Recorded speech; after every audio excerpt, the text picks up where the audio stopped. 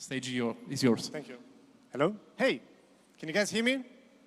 Hello, Jem. My name is Max. I would like to talk to you about the Arbitrum DAO. There is a lot more than governance, actually. The Arbitrum DAO is, I think, one of the most exciting organizations that exists today in Web3. It's certainly one of the most diverse and independent organizations from any team. And it controls a treasury of over 1 billion. So I think it's a very important piece in the ecosystem today. 2 words about myself. I am supporting builders at the Arbitrum DAO. I was with the DAO since day 1. I became one of the top 20 delegates. And today I also manage one of the domains for the grant track. So if you are a builder and you want to build an Arbitrum, you can come to our grant track and get to up to 50K in grants to support your idea. We really want to make you go from your idea stage to the MVP and ultimately to scale. We like to fund different domains, different area. So whatever you're building, you're more than welcome to come and join us. But today, the conversation is around Arbitrum itself, the organization. And as every DAO, every Web3 organization today, we tend to swing continuously from 2 different areas, 2 different mindsets, let's say. One is hey, we are a DAO, we are a decentralized autonomous organization, so nobody should have control. Everybody should have a voice. Everything should be at the edges, controlled by token holders, because this is the principle. But then it has trade-offs, right? When you do these kind of things become less efficient, things become way less effective, and so it's way harder to move things forward for this type of organizations. And so the other mindset, the other point of view, which is where we're actually swinging now towards today, is, hey, we actually need more centralization. We need a little bit more control so we can actually push forward our vision, empower people, empower builders, and do great things.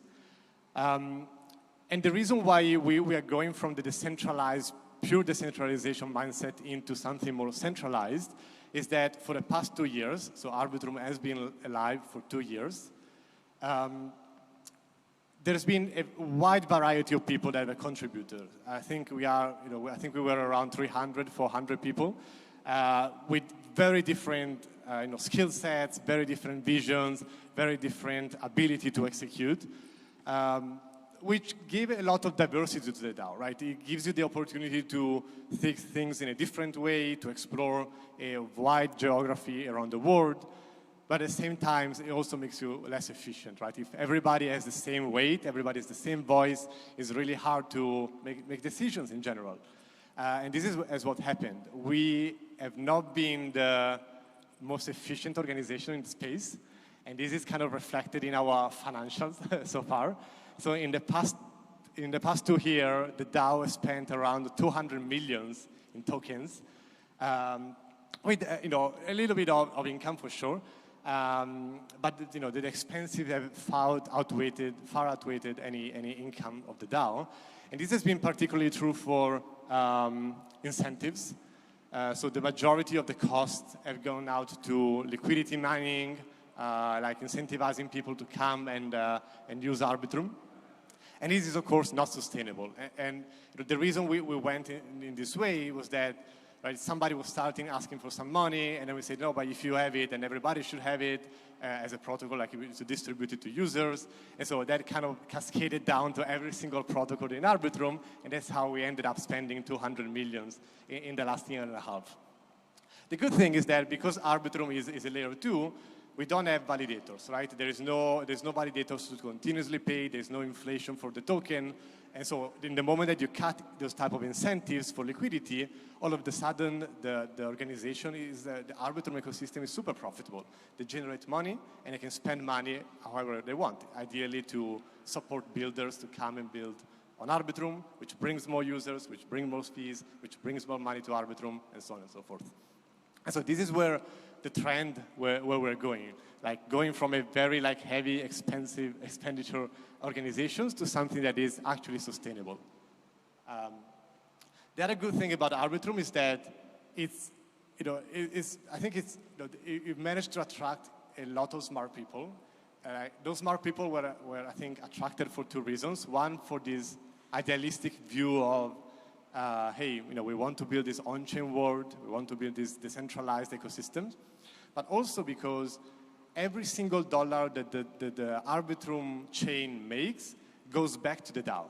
And so there is money to be spent at the DAO. Like, there is actual resources in a sustainable way that can be spent to grow the ecosystem. So what we're now done in the last few months, and what we'll be doing this year, is basically doing two things. One is providing direction towards the ecosystem, like saying, hey, this is what we want to do, these are the objectives, so it's clear for everybody that wants to build with us to come and cooperate. And number two, use sustainably the resources that the Arbitrum DAO generates. So the first step that we did, I think this was, it was like writing these 5 lines was the most challenging thing that the DAO has done in the past year, because having people come together and agree on these specific lines, it's impossible if everybody has the same weight. Again, it's like a huge parliament of Ainons that are trying to try to pull the strings in their direction. But what I like about the statements is that they really encapsulates what Arbitrum is trying to do, which is really giving you the freedom to do stuff. Like, the idea of Arbitrum compared to other ecosystems is that whatever you want to build, you have from one side the right tech stack to build it, right? It gives you the ability to customize whatever you want on your chain. It gives you the ability to create a protocol that is efficient, that is fast, and so on. But also as a user, right? I can go and then, I have the autonomy, as we know, I have self-custodiality, it's trust minimized. So it's really pushing towards this idea of freedom on-chain, which is ideally where we end up, like as an overall ecosystem. So what is happening is basically we said that, the major delegates came together and said, okay, this is not working. There are too many hands, too many people that are trying to make decisions. Let's try to at least aggregate some of the powers that exist today, and then support those entities to then expand the ecosystem again and make them grow. And so what is happening is that Arbitrum is naturally converging towards these 5 entities, or these 5 starting entities at least. Some of them are obviously native to Arbitrum, so they came before even Arbitrum exists. Like Offchain Labs is the inventor of Arbitrums, and so they deal with research and development, engineering, business development, a lot, especially with institutional players. Then came the Arbitrum Foundation. So when the Arbitrum token was launched, the Arbitrum Foundation came in, and they are a body of support for the Arbitrum DAO, like as a legal wrapper, but also helping with marketing and community. And then gradually new entities came up, and they started to get more and more aligned and concatenated with all the Arbitrum ecosystem. So what is happening is that these entities are now gradually in charge of specific areas, similar to corporate functions of a multinational company, right? Arbitrum, it feels like it's moving from a vision of, hey, we are a public good, right? Everything is pink and unicorns, and we should give money to everybody because it's fun, it's part of the ethos, towards, okay, maybe we should actually make some money. Maybe we should start looking things at a more efficient way, like an actual business. And then have these kind of sub-functions or sub-areas of the ecosystem that have a specific budget, specific KPIs. And so with this type of control, we can move forward and move faster and move better. So the other entities that have been created are like a collective of advisors, let's say, that now mostly manage the treasury, right? There's 1 billion in treasury that can be used for any reasons. So they will be started looking at how to allocate the ETH that we have, right? Should we stake it? Should we start generating, so depositing into DeFi protocols? We have, I think, 800 million in ARB tokens. Should we use it to incentivize maybe some activities to come back on Arbitrum in DeFi? And so this is what the entropy advisor kind of sphere is doing. We then created an investment arm because we said, hey, we have given out a lot of grants to projects, but the return to the Arbitrum ecosystem has been limited so far.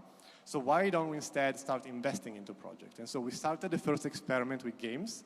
I think they now have around 30 millions they can invest into projects. And so, in the moment that a game comes to Arbitrum, the gaming catalyst program invests into the game. So then if the game does particularly well, also the Arbitrum DAO accrues value, right? The Arbitrum DAO and the Arbitrum token accrues value. And ultimately, we are setting, just in these days, a new entity that's called OpCo, which deals with the operational part of the DAO. So how do we coordinate across the different peoples? Who makes the right decisions? Who is responsible? Who is accountable for all these parts? All these things, when you launch a token, right, they don't come out naturally, right? It takes really time for people to enter in the mindset of we need structure, we need processes. And for Arbitrum, it took 2 years, but I think we are getting to that stage where the DAO will spin up new functions whenever we see the need, and this will create more efficiency. And so what will happen to the token holders?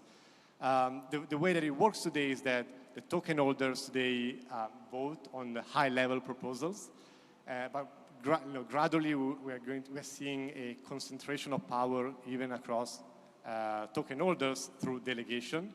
So there are maybe 50 delegates that have this meaningful voting power, and those delegates kind of provide a general oversight about what is happening. It provide a general idea about the budget, the different entities, and then the entities actually execute what is happening.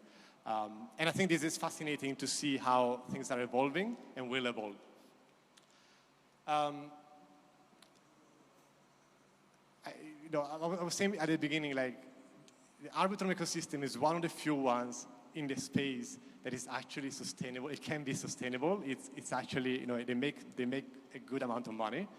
And this is the way that the Arbitrum DAO, the Arbitrum ecosystem in general, makes money today. The major one is still around transaction fees. As you can see, this is a simple, charging you when you execute a transaction on Arbitrum. They charge you a little bit more than what it actually costs them to do the same thing, batching and bringing it to Ethereum. So that margin is what gives profit for the vast majority of the layer 2s. But the issue with this kind of methodology is that, or this kind of approach, is that the cost of transactions is gradually going to zero, right? We are seeing, because Ethereum is becoming cheaper, the technology at Arbitrum is making transactions cheaper. And so the fees that Arbitrum is going to get from transactions are gradually going down. And so luckily we have other ways to make money, which will gradually increase basically not only the percentage, but the absolute value of the money flowing back into Arbitrum. And so this is the licensing fees. Basically, if you want to build an Orbit chain that settles somewhere else, I don't know, on Base or whatever you want, you can do it, but you have to pay 10% of your profit back to Arbitrum. We have yields. Basically, the DAO has now around 30 millions in stable coins. These stable coins are generating interest because they've been deposited into yield-bearing stable coins. And so this is extra profit that is being reinvested into the ecosystem. And finally, Time Boost. Time Boost is what Lorenzo was talking about. It's basically the gigabrains at Off-Chain Labs saying, hey, transaction fees are going to zero. We should find a better way to make money by distributing the profit that normally arbitrageurs make back to the ecosystem.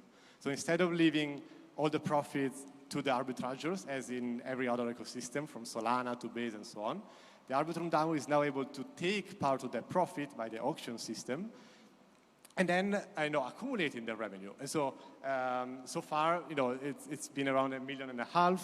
I think we will gradually see that increasing with the bull market. But let's say that the DAO can easily generate maybe 30 millions per year as revenue that comes from this type of fees, without affecting your users. Like, users will always have the best experience with cheap and fast transactions, and still we have an ecosystem that can make money.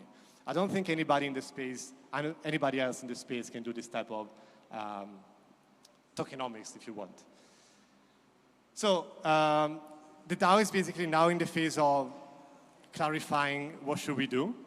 And we are at the point where we really want to focus around builders and then attract a new wave of innovation that we expect to come, right? Now the infrastructure is ready across the ecosystem, right?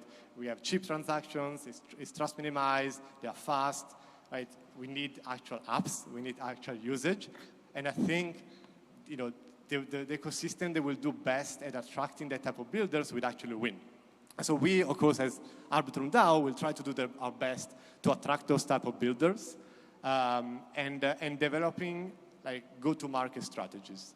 I'll get there into a second, but basically what will happen is that the Arbitrum DAO will do more investments in the future. So whenever a project comes, instead of just telling them, hey, we'll give you 50K in grants, maybe we'll actually invest into the project.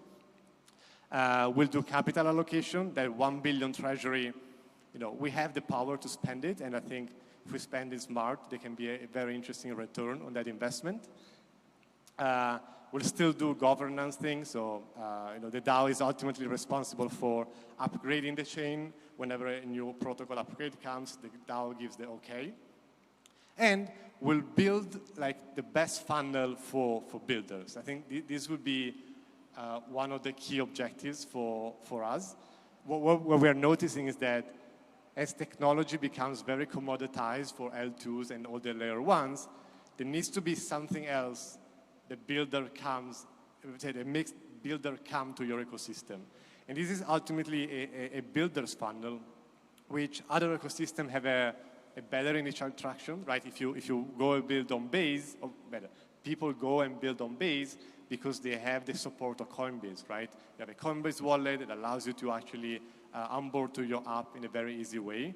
Right, the people go and build on Solana because they know that it's a very degen-friendly culture. So if you want to launch something, a launchpad it's like you have the community around it. People launch on Abstract because they have a series of streamers that come and stream about their product. So all of these are go-to-market channels. They are distribution channels that attract people to come and build in your ecosystem. And what Arbitrum wants to do, or we will try to do it across this year and the next one, is to create a very attractive pipeline. So you come as a builder, and first of all, we are able to pair you with the right team of people.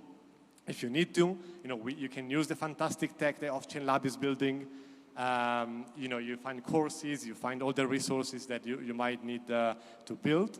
But ultimately, you also get immediate funding, right? You come to the DAO and say, hey, I have this fantastic idea. This is my project. Hey, okay, here's 10K for you to get started. Now build the MVP. You come back with the MVP and say, okay, now we'll introduce you to our investors because now you can actually scale to the next level. And more importantly, we want to work on that kind of distribution channels. So once you build your app, how do we bring you in front of the right people? How do we bring you in front of the right audience? Who's your audience? Is it like gamers? Okay, maybe we can build something for you that let you, have people test your game. Is it institutions? Okay, let me introduce you to the right partners at the different banks that we are connected to. And so, yeah, these are some of the examples of projects that I like. One is called Do and Mint.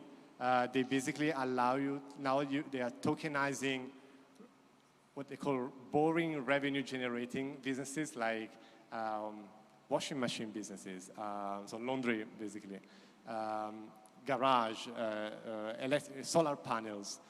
And then because those have recurring fixed revenues, they share their revenues with whoever buys a stable coin. So you buy basically $1 of stable coin, you're accruing the interest, and then you kind of participate in those local economies. And so, as a thinking, as a DAO, what we want to do is make sure that this type of project is building on Arbitrum has the right access to customers. And so we have hundreds of people that are spread out across the world. So maybe some of the contributors could go to the various businesses and say, hey, you should come and tokenize your business and come to Arbitrum. Right? If somebody knows a network of taxi providers, for example, we should go and pitch them and tell them, hey, there is a new stable coin on Arbitrum, we should accept it because it's yield-bearing, it settles in 1 second rather than 7 days. And that's how we bring on-chain on Arbitrum, on-chain businesses on Arbitrum, and that's how we we help people that build on Arbitrum to succeed. The other project that I really like is called Local Cash. So what they're doing now, they're using zero-knowledge proofs to bring data from businesses on-chain without the businesses having to share the actual data. And using that data, they have partnerships with governments so the governments can provide under-collateralized loans to those businesses. Example, you're running a bar, you're running a restaurant, you want to do some expansion, so you basically can prove your financial health on-chain, by bringing that data on-chain. And the various municipalities sees that as an investment opportunity for improving the local ecosystem, and they can allocate money. And so again, this is a business that is native of Arbitrum. What we can do as a DAO is help you to get onboarded more business, so you make more money, so the Arbitrum DAO makes more money, and so on and so forth. Sometimes the Arbitrum Foundation organizes events where people can play the games that are built on Arbitrum. We have people that are starting to stream games about Arbitrum. There is a lot that can be done to improve the ecosystem and then generate that kind of hype that we need to bring back innovation into the Arbitrum ecosystem. So this is a little bit what is happening. I think in the next couple of years, Arbitrum will become one of the most sustainable and yet innovative ecosystems in the space. Right? We are one of the few ones that do not have a centralized important body behind. Like we don't have an exchange behind. We don't have any specific institutions. We are the institutions. So if you want to come and help out, have ideas, want to get funded, if you're building something cool, come and chat with us. Thank you.